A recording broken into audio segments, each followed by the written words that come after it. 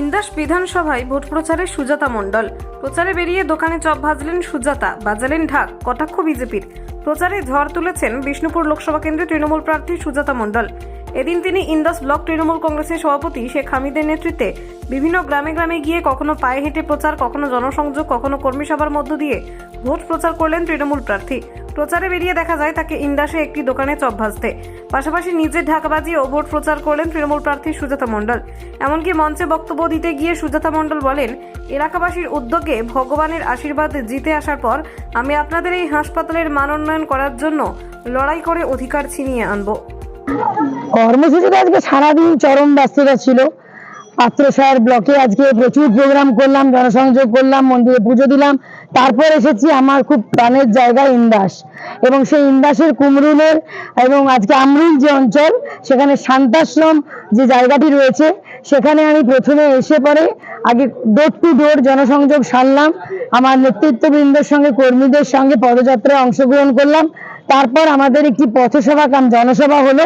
এটি হচ্ছে মানুষের অধিকার অর্জনের যে সভা, সেই অধিকার যাত্রা সভা।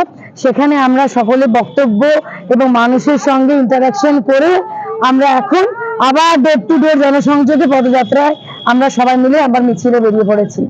এই জনসংযোগ করতে করতে দেখলাম কোথাও চপ খাচ্ছেন এবং কোথাও দেখলাম শাকের সাথেও তাল মিলাচ্ছেন।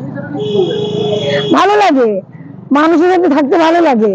দেখুন, আমি বাঙালি তো, আমাদের চপ মুড়িটা হচ্ছে আমাদের সন্ধ্যেবেলা সবার বাড়ির একটা কমন খাবার। এটা সন্ধ্যে হয়ে এসছে, চায়ের সাথে তা চাই, তাটা কি না হয় চপ মানে তেলে ভাজা। তাই বেরিয়ে আস্তে আস্তে মনে হলো গরম গরম একটু, কালকে আপনারা দেখেছেন, যদি খেয়াল করেছেন, কালকে কচুরপুরে চা করে সবাইকে খাইয়েছি। তো আজকে আমার ইন্দাস ঘরের মাঠে আজকে মনে হলো একটু চপ ভাজি। আর সব থেকে বড় কথা হচ্ছে যে ঢাকিরা, সেই ঢাক বাজলেই না দুর্গাপুজোর কথা মনে পড়ে।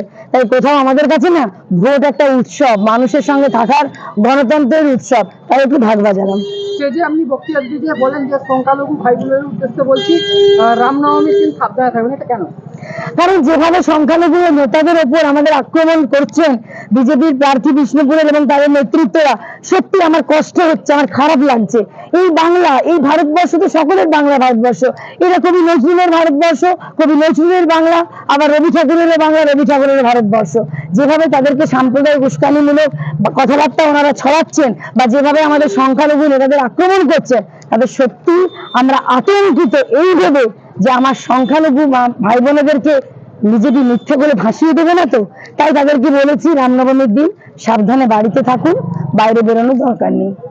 এখানকার এলাকার মানুষদের আশ্বাস দিলেন যে আমি জিতলে এখানে একটা হাসপাতাল এবং এখানে একটি রাস্তাও করে দেবেন। ট্রেনিটি এই জায়গাটি শান্তাশ্রম, এখানে একটি স্বাস্থ্যকেন্দ্র দেখলাম। সেই স্বাস্থ্যকেন্দ্রটি এখানকার এমএলএ এবং এমপি যিনি বিজেপির পদপ্রার্থী, তারা কোনো কাজও করেননি, ডেভেলপমেন্ট করেননি। এখানকার মানুষ ওই সমস্যাটাতে একটু ভোগে। একজন ডাক্তারবাবু তিনি আসেন এবং তাও রেগুলারিটি থাকে না, কারণ তার অন্য ব্যস্ততা থাকে। এখানে মানুষের মিনিমাম যেগুলো দরকার, ধরুন একটা গর্ভবতী মায়ের চিকিৎসা বা একটা ধরুন মানে মিনিমাম যেগুলো দরকার প্রাথমিক চিকিৎসা, সেই ব্যবস্থাটা কিন্তু এখানে পাওয়া যাচ্ছে না। তাই এখানে আগামী দিন আমি জিতে আসার পর এই হসপিটালের মান উন্নয়ন আমি চেষ্টা করব। আর রাস্তার কাজ বেশিরভাগ জায়গাতেই হয়ে গেছে। এই যেখানে দাঁড়িয়ে আছেন এখানেও 6টা রাস্তা অলরেডি স্যাংশন হয়ে গেছে। তবু যে রাস্তাটির কথা বলা হলো ইন্দাস টু কোসবার, ওই রাস্তাটি আগামী দিন লোকসভা ভোট মিটে যাওয়ার পর আমরা স্যাংশন করে নিয়ে আসবো। আজকে আমাদের প্রিয় প্রার্থী সুজাতা মণ্ডল প্রচারে এসেছে। আমাদের একটা পথসভা হলো এবং বাজার সংলগ্ন শান্তাশ্রম বাজারে প্রত্যেকটা দোকানদার, ব্যবসাদার, পথচারী মানুষ, তাদের সাথে জনসংযোগ যাত্রা হলো এবং অধিকার যাত্রার যে সভা, সেই সভাটা সম্পূর্ণ হলো। আপনি স্টেজে বক্তব্য রাখতে গিয়ে বললেন যে চক্রান্ত করে আমাদের রমজান মাসের সময় ভোট ডিক্লেয়ার করেছে, এটা কেন? এটা বিজেপি তাদের নিজস্ব চক্রান্ত, যাতে ভোট দিতে না যায় মুসলিম ভাই বোনেরা। কারণ সেই সময় রোজা থাকে, নামাজ পড়তে হয়, লাইনে যদি ভিড় থাকে তারা যেন ভোট দিতে না পারে, তার জন্য একটা চক্রান্ত করেছে। তবে চক্রান্ত অতিক্রম করে আমাদের সকলেই ভোট দিতে যাবে। দেশের প্রধানমন্ত্রী নরেন্দ্র মোদীজি আজকে তার দপ্তরের মন্ত্রী স্মৃতি ইরানিজিকে আরবে আমন্ত্রণ করেছিলেন, যেখানে আমাদের মক্কা মদিনা সবচেয়ে মুসলিমদের একটা পবিত্র স্থান। সেখানে স্মৃতি ইরানিকে আমন্ত্রণ করেছিলেন। আমাদের মোদীজি বলেছেন যেখানে রাম মন্দির রয়েছে সে অযোধ্যাতে মসজিদও হচ্ছে, কোনো বাধা নেই। তো এই ধরনের কথাবার্তা বলার কোনো যুক্তি নেই।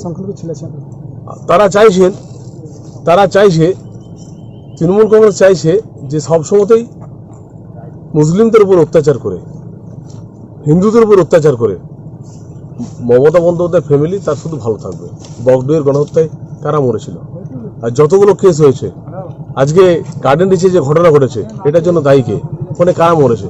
সংখ্যালঘু ভাই বোনরাই মরেছে। কথাটা হচ্ছে পুরোপুরিভাবে একটা খবরের শিরোনামে থাকার জন্য এই ধরনের বক্তব্য করছেন।